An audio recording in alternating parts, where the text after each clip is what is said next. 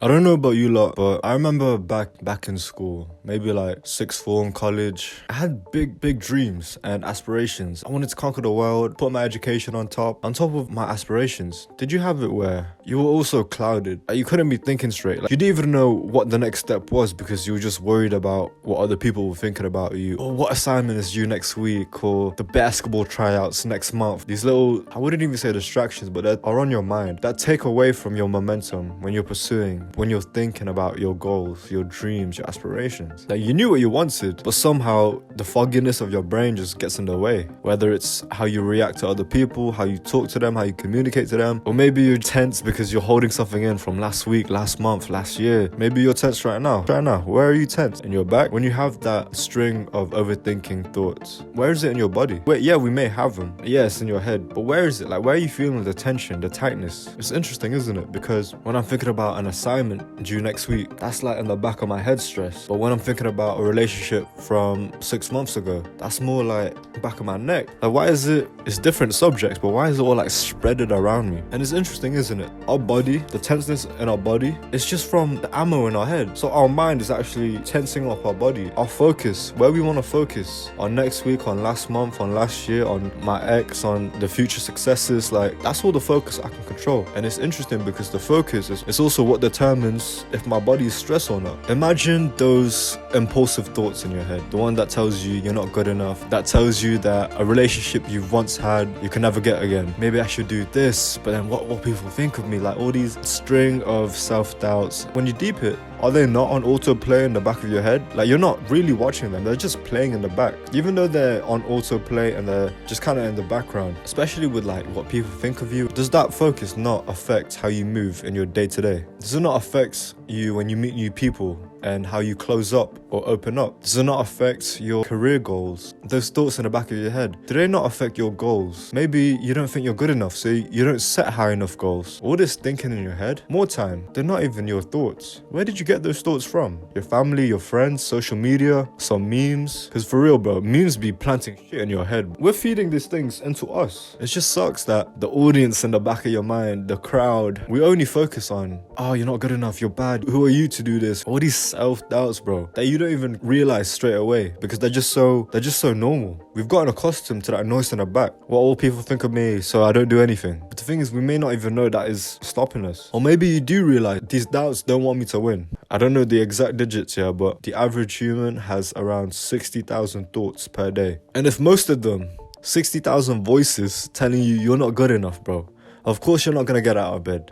Of course you're not gonna get out and pursue your dreams to your full potential. Of course you're not. You got 60,000 people telling you you can't. But what if we flip that, bro? As we just saw, our focus, our mind, it starts here first, and then that affects how tight we are or how relaxed we are in our body, in our chest. What if you had 60,000 people, your mind, 60,000 times throughout the day, reaffirming to yourself that you are capable, that you can do it, that you are good enough? Of course you're good enough. That's not even a question if I'm good enough. Of course. If I'm able to put in the hard work, the time, and the knowledge of what it takes, then of course I can do it. That's not even a question.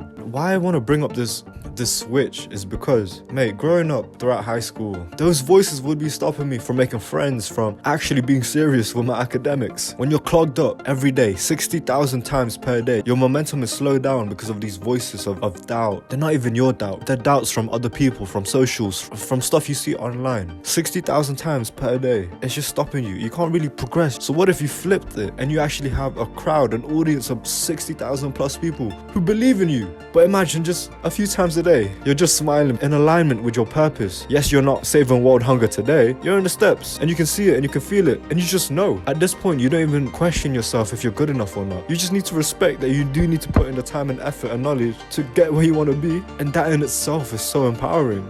That in itself is so much purpose. The journey. Everyone says the journey and this and this and this. Yeah. But that in itself is so powerful. Sometimes I just stop throughout my day and think, damn, I really love the way I talk to myself. When something unpleasant comes to my mind, like self-doubt, a potential regret, or stress about the future, the things I tell myself when those moments occur is beautiful. It's absolutely beautiful. Just knowing that me personally, all my cells, I want myself to win. And I think that is so beautiful. That is so beautiful. Whatever doubt comes into my head, instead of reacting to it, I look at those doubts like it was like I was a little toddler, having a tantrum. Kind of let it be there, innit, and then calm down. Instead of being reactive, let those doubts, negative thoughts just be. We don't even need to be like, that's good, that's bad, this is bad because of this time in my childhood where this is bad and it's just triggered me. We don't need to do none of that anymore, bro. I didn't even realize before I was doing that. I was just calling stuff bad. A doubt comes into my mind. Another thought comes into mind, calling that thought bad. And then another thought will be like, I should be thinking positive only. And then another thought is like, oh my God, why am I not positive? It's just a string. You know what that string of thoughts reminds me of? It's like the TikTok algorithm, bro. You know, and you're scrolling down. Everything is different. Just like, you're not good enough. You're not as pretty as they are. Oh, yeah. You get what I'm saying? Like, wow, I didn't realize how similar it is. Just the string of thoughts. So like the TikTok scrolling algorithm. It's interesting. What if those 60,000 doubts and negative thoughts a day just became into thoughts that were reaffirming to yourself who you are, why you're doing things, why you can achieve things, why you are capable? Of course you're capable. This is not even a superpower. This is something we can practice on. And I think that is so great. We don't need an app. We don't need no algorithm. It's free. Meditation, being present, the focus of your thoughts. We have 60,000 thoughts. Let's focus on the ones that actually empower us. These doubts will come, but how do we react to them? Are we going to label things? Are we going to label something bad and then condemn ourselves for being negative and then condemning ourselves even more because we're not positive? It's just cycles. Once you break those string of thoughts, when those string of thoughts become, wow, you can do it. Yes, you're capable. Yes, come on, let's go. Let's get this. You're strong. I love myself. Those string of thoughts, I would much rather have that. But that is an investment. You're going to work on yourself. Are you willing to meditate 10 minutes a day? Are you willing to journal out things that are on your mind? Is it worth it? Is it worth it to have 60,000 times a day reaffirming to yourself that you can do it, that you're not a piece of shit, that you're actually capable? Thanks for being here, chat. I'm Teddy. I'm a UK uni film student. I'm on my journey of paying off my student tuition before graduation. If you want to follow me on my journey, then check my other videos out. And until next time, love.